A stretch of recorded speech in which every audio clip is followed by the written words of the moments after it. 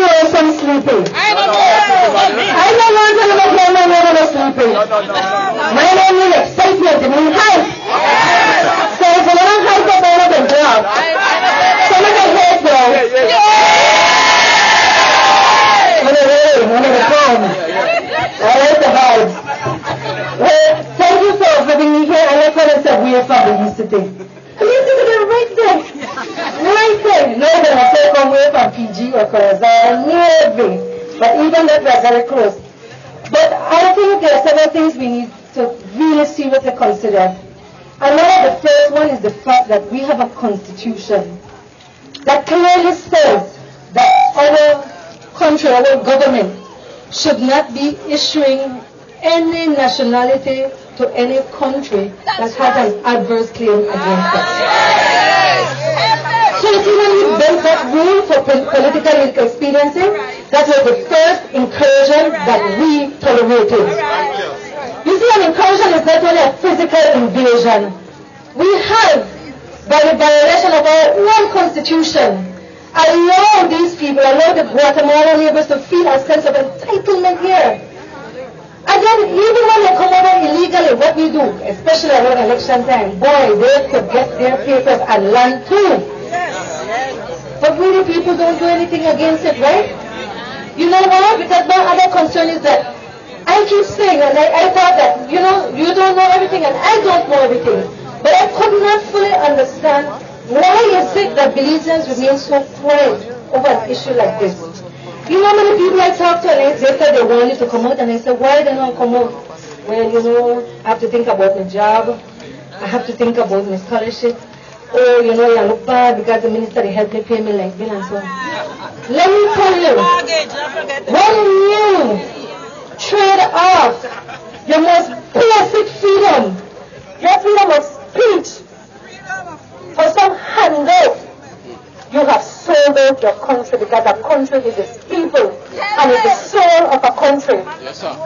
So your mentality where you give in is what establishes how we react to everything else. Yes, and if you're afraid today, I'm afraid tomorrow. Amen, sisters. Hey! So get rid of that fearfulness. Let me tell you what is most fearful.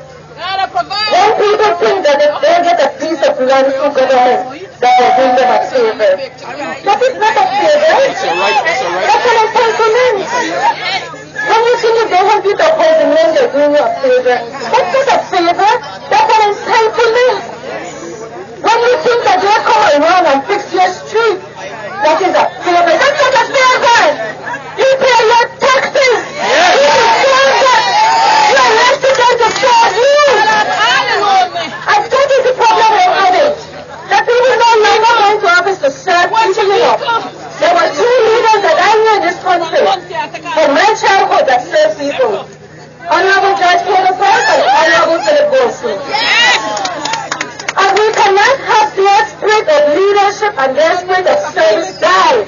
Eventually they were on different sides today. But they stood on the same principles made.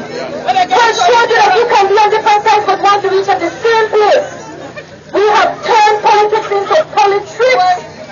It is a game that is so dangerous. We cannot continue doing that. Now I know the sun is being down corner, but I love the sun is being down corner. You know why? Because the other topic I want to talk to you about is the military and the police. We take for granted what our BDF goes through. Let me tell you, military and BDF are not underpaid people. But maybe what I really don't know is that our BDF doesn't get to pay social security now. When they die or get sick, they have no social security claim because under our laws, they are not given that extra protection which the rest of us can get once we are working. The police used to get overtime for the work they do. They no longer get to them. They get time and move if they can even find the time off. You know why I bring these two services to you all?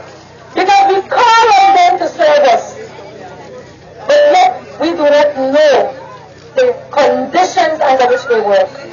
Many people don't want to know that just before the shooting was done, the reason the BDF could not respond immediately was because the vehicle broke down. That is what Sir Reddington should be clamoring about.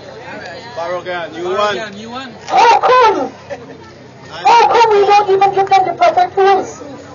You know what else they don't want you to know? They don't want you to know that, yes, someone died now. But long before that, our security personnel were being shot after BDA and the special constable and the police and the people from FCD. That is the reality on the ground. It didn't make the news because no one died, and for those guys have become an everyday normal life. But they didn't want you to know that, but those were the warning shots. Those were the warning shots that they never took serious. So we need to take it serious now. And you know what else they don't want to know? That they know how porous the border is. But yet they have moved the BDS onto the streets. Think about it, what has happened. What has really happened is that our police have been made into the military. GSU is a militarized entity. It's a paramilitary entity. The police were always supposed to be civilian law enforcers, civilian in the sense of deals with the civilians.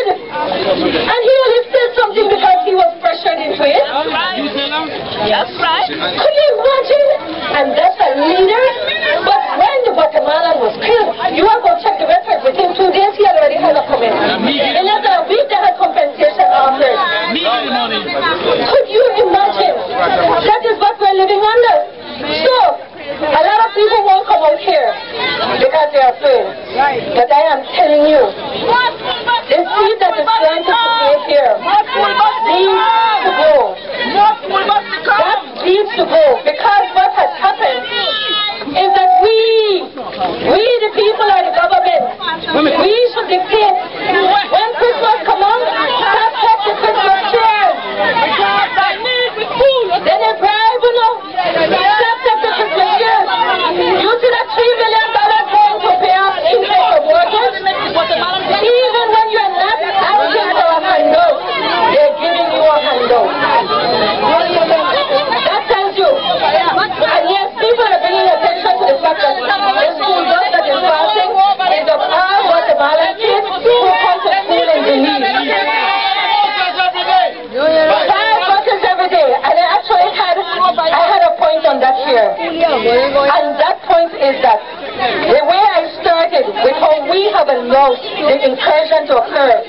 we allow our constitution to be violated. Every day, when we allow our tax-paying money to pay for the education of those children, the same children who will later make a claim on us, we are funding the next generation that will keep on making a claim on our country.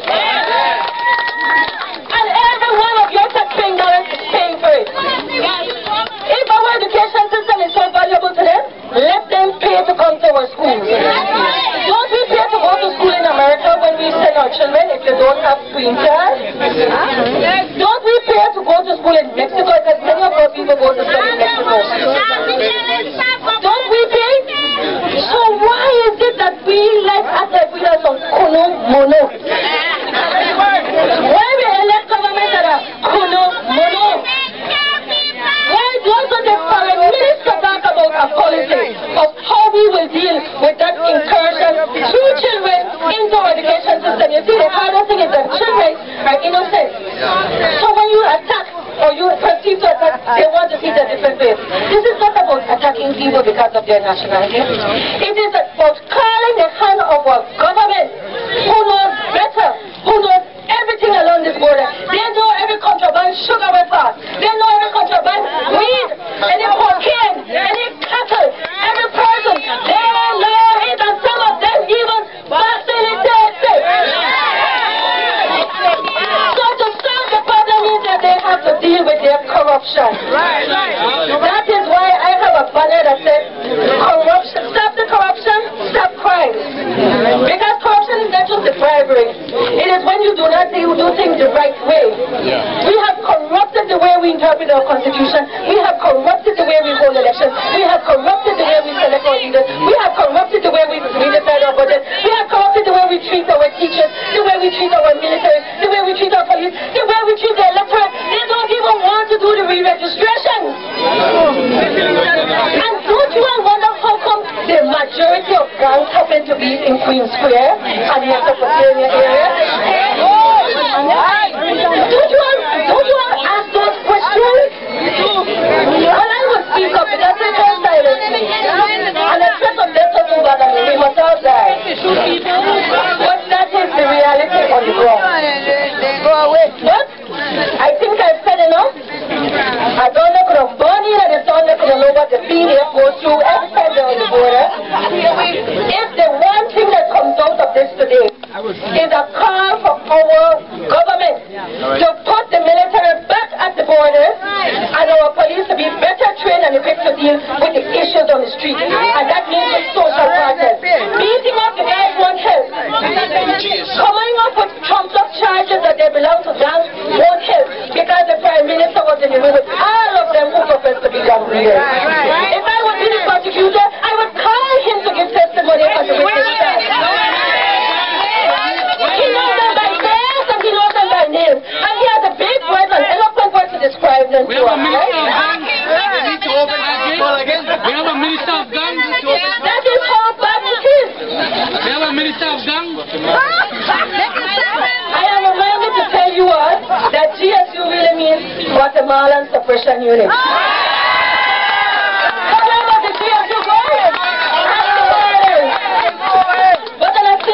Not even them should go there. They should decide to become either members of the military because they have gotten good weapons or come back to being the police they should be. But there's another factor in this that I want to end with because I could listen out there all day until you know 1,000,001 thing and still not be tired. But the last thing is that there's a key player in this all.